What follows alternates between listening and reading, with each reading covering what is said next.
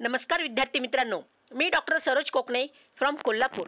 विद्यार्थी मित्रांनो, मी आज तुमच्यापुढे एक नवीन विषय घेऊन आली आहे की तुम्ही ते स्क्रीनवरती पाहतच असाल की ते अगदी पूर्ण काढलेलं आहे की न्यू प्रायव्हेट मेडिकल कॉलेज असं मी हे पूर्ण काढलेलं आहे। तर ह्याच्याबद्दल अगदी मी तुम्हाला डिटेल्समध्ये माहिती सांगणार आहे। कॉलेज कधी चालू झालं आहे, एस्टॅब्लिशमेंट कधी आहे, किती कॉलेजचा इंटेक आहे आणि त्याचा स्कोर प्रत्येक कॅटेगरी वाईज पूर्ण अगदी दाखवणार आहे। तर बऱ्यापैकी विद्यार्थ्यांना माहिती असेल की गेल्या वर्षी जवळजवळ 2023मध्ये तर 2023मध्ये 4 मेडिकल कॉलेजेस आले होते।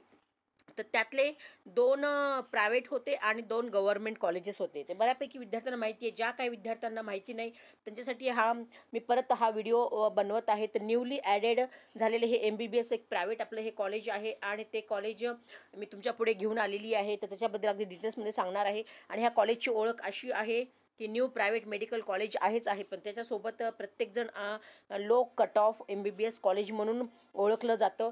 गेल्या वर्षी लो कॉलेज म्हणून वेदांता कॉलेज पण बऱ्यापैकी विद्यार्थ्यांना माहिती होतं, पण वेदांत कॉलेजचं गेल्या वर्षी 2023मध्ये थोडासा कट ऑफ हाय गेला होता, पण लो कट ऑफ असं म्हणून वेदांताची पण खूप ओळख आहे।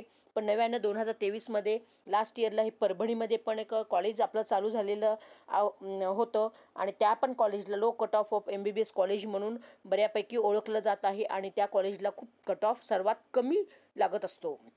तर त्या संदर्भामध्ये मी आज तुम्हाला या व्हिडिओच्या माध्यमातून पूर्ण अगदी डिटेल्स घेऊन आलेली आहे। तर तुम्ही स्क्रीनवरती पाहू शकता, मी इन्स्टिट्यूट नेम काढलेलं आहे की परभणी मेडिकल कॉलेज म्हणजेच RP hospital and research institute. त्यालाच आपण श्री धनेश्वरी मानव विकास असंही म्हणतो, परभणी मेडिकल कॉलेज। ओके, आणि इयर ऑफ द इस्टॅब्लिशमेंट आहे 2023चं आहे आणि इंटेक कॅपॅसिटी ह्याची 150 इंटेक कॅपॅसिटी आहे। तर 150 इंटेक कॅपॅसिटीमध्ये 15% सीट्स आहे ऑल ओव्हर इंडिया कोठ्यामध्ये जातात, म्हणजेच AIQ कोठ्या, आणि 85% जो असतो कोठा तो महाराष्ट्र आहे, महाराष्ट्र कोठा, आणि ह्या दोन्ही मिळून ह्या सीट्स भरल्या जातात, टोटल 150 सीट्स।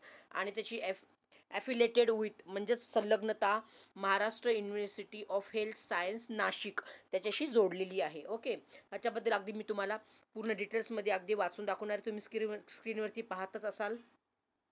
तर पुढे दिलेलं आहे रेकग्नाइज्ड बाय, तर म्हणजेच national medical commission new Delhi असं आहे, ते रेकग्नाइज झालेलं आहे, आणि approved by the ministry of health family welfare government of India असं इथे दिलेलं आहे। आणि त्यातला स्टेटस तुम्ही पाहू शकता, हे प्रायव्हेट मेडिकल कॉलेज आहे हे परभणीचं। आणि लोकेशन तुम्ही पाहू शकता, हे कॉलेज कुठं आहे तर पेडगावन, परभणी, मानवत रोड, परभणी MS हे पूर्ण दिलेलं आहे, तिथलं हे लोकेशन आहे त्या परभणीचं। आणि तिथल्या कॉलेजचा फीस स्ट्रक्चरचा जो विचार केला तर 8 लाख पर इयर म्हणजेच 8 लाख वर्षाला तिथे फी आहे, असं हे 4.5 वर्ष विद्यार्थ्यांना फी भरावी लागते। ह्याच्याबद्दल अगदी पूर्ण मी तुम्हाला सांगत आहे। आणि जे हे 8 लाख आहे हे ओपन कॅटेगरीसाठी फीस राहणार गेल्या वर्षी होती, आणि ज्यातले ते कॅटेगरीमधले जे SC ST आहेत तिथे पण त्यांना बेनिफिट तिथे भेटत असतं, आणि ज्या पॅरेंट्सचं 8 लाखापेक्षा इन्कम आहे त्या विद्यार्थ्यांना पण OBC कॅटेगरीमध्ये आणि EWS वाल्यांना 50% स्कॉलरशिप मिळत असते, ही पण गोष्ट तुम्ही लक्षात घ्या। तर हे पूर्ण अगदी फी स्ट्रक्चरबद्दल तुम्हाला डिटेल सांगितलं आहे। आणि पुढचा तुम्ही इथे पाहू शकता, अगदी कट ऑफ 2023चा मी हा परभणी मेडिकल कॉलेजचा काढलेलाच आहे। तर इथे ओपन कॅटेगरीमध्ये गेल्या वर्षी सीट्स 525ला गेली होती, आणि OBCला पण 525लाच गेली होती, NTC आणि NTDला पण 525ला सीट्स गेलेली होती, आणि विजेचा पाहू शकता तुम्ही 506ला सीट गेली होती, आणि NTBला पाहू शकता तुम्ही 474ला विद्यार्थ्याला NTBला सीट्स अलाउड झाली होती, आणि SC कॅटेगरीला तर 464लाच 464लाच विद्यार्थ्याला सीट्स अलाउड झाली होती परभणीची। आणि ST कॅटेगरीचं पाहू शकता 333 एवढं कमी मार्कावरती परभणी मेडिकल कॉलेज प्रायव्हेटमध्ये मिळालं होतं। तिथली फीस 8 लाख रुपये आहे ओपन कॅटेगरीला, पण अदर जे कॅटेगरी आहेत SC ST तर तिथेही त्यांना ज्या पालकांचं 8 लाखापेक्षा इन्कम आहे त्या विद्यार्थ्यांना पण तिथे स्कॉलरशिप मिळत असते 50%। आणि जे PH म्हणजेच आपले हँडिकॅप आहेत किंवा OBC मधले आहे त्यांच्याकडे आणि EWSचे आहे ज्यांच्याकडे इकॉनॉमिकल विकर सेक्शन आहे त्यांच्याकडे ते सर्टिफिकेट्स अवेलेबल आहे, त्या विद्यार्थ्यांना पण 50% पूर्ण स्कॉलरशिप भेटत असते। म्हणजे तुमचं हे जे फी स्ट्रक्चर आहे त्यातले 50% गव्हर्नमेंट भरत असतं, 50%च पॅरेंट्सला फी भरावी लागते। हे पूर्ण तुम्हाला ज्या विद्यार्थ्यांना माहिती नाही किंवा पालकांना माहिती नाही तर त्यांच्यासाठी ही खूप महत्त्वाचा व्हिडिओ राहणार आहे। तर हे पूर्ण मी अगदी डिटेल्समध्ये पूर्ण अगदी तुम्हाला परभणी मेडिकल कॉलेजबद्दल पूर्ण अगदी जे नव्यानं चालू झालेलंच आहे 2023च हा इस्टॅब्लिशमेंट आहे, आणि 150चा इंटेक आहे, तर खूप चांगलं कॉलेज आहे हे। आणि बऱ्यापैकी इथला कट ऑफ दरवर्षी म्हणजे लास्ट इयरला कमी गेला होता. तर ह्याही वर्षी जर विद्यार्थ्यांचा जर एक्सपेक्टेड कट ऑफ 24चा पाहाल तर तुम्ही मार्कामध्ये 5 मार्क तुम्ही ॲड करून चला, म्हणजे तुम्ही सेफ झोनमध्ये आहे असं तुम्हाला लक्षात येईल आणि तुम्हाला इथे ॲडमिशन होण्याचे भरपूर चान्सेस आहेत. आणि आता सध्या आमचा पेड काउन्सिलिंगसुद्धा चालू झालेलं आहे आणि ते मी दिलेलं आहे. माझं नाव डॉक्टर सरोज आणि हा माझा कॉन्टॅक्ट नंबर. तर ज्या काही विद्यार्थ्यांना पेड काउन्सिलिंगमध्ये भाग घ्यायचा आहे तुम्ही नक्कीच मला मेसेज कॉल करून विचारू शकता त्याच्याबद्दल अधिक माहिती आणि आमच्या काउन्सिलिंगमध्ये भाग घेऊ शकता. मी माझा नंबर डिस्क्रिप्शन बॉक्समध्ये पण दिलेलाच आहे आणि ज्या काही विद्यार्थ्यांना व्हॉट्सअप पण मी ग्रुप माझ्या डिस्क्रिप्शन बॉक्समध्ये लिंक दिलेली आहे, त्या ग्रुपला पण तुम्ही जॉईन होऊन प्रत्येक नवीन रोज तुम्ही अपडेट्स पाहू शकता ग्रुपला जॉईन होऊन. तर ओके मित्रांनो, एवढंच मी या निमित्ताने आज हा व्हिडिओ घेऊन आले होते. आणि पुढे मी आणखीन बऱ्यापैकी विद्यार्थ्यांना माहिती नाही की अगदी कमी बजेट म्हणजे 150 to 200 मार्क असेल आणि ह्या विद्यार्थ्यांनाही MBBSच करायचं असेल, पण इथे कट ऑफ आपल्या महाराष्ट्रामध्ये थोडासा हाय जातो, त्यामुळे बऱ्याच मुलांचं MBBS करण्याचं स्वप्न आहे ते अधुरं राहतं.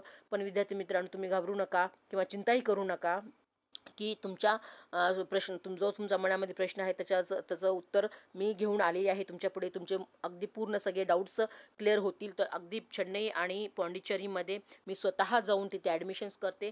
प्रत्येक डीम्ड युनिव्हर्सिटीमध्ये जवळजवळ तिकडे 12 युनिव्हर्सिटी आहेत डीम्ड आणि कॉलेजेस आहेत.